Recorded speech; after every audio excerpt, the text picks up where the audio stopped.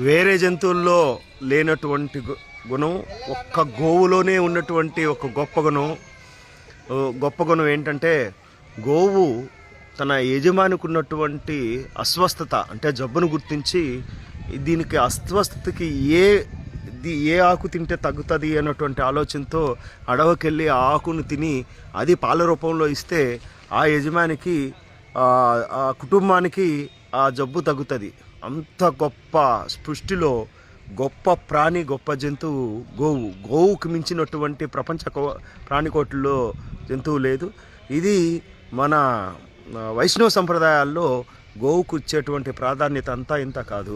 ఇప్పుడు మనం ఈ బిర్లా మందిర్లో ఈ స్టార్టింగ్లో ఉన్న గోశాల మనకి స్వాగతం పలుకుతుంది. లోపలికి వెళ్దాం. మనకి ఇట్లా వెల్కమ్ పలుకుతారు. శివయ్య ఉన్నాడు.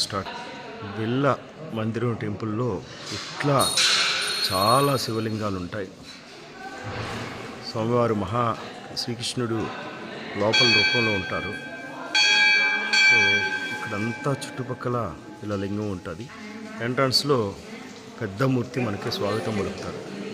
ఈ లోపల ఉన్నటువంటి ఈ కళా నైపుణ్యాన్ని చూడటానికి మన 2 కళ్ళు కూడా సరిపోవు అన్నట్లుంటుంది ఈ శిల్ప సౌందర్య కళా సౌధం.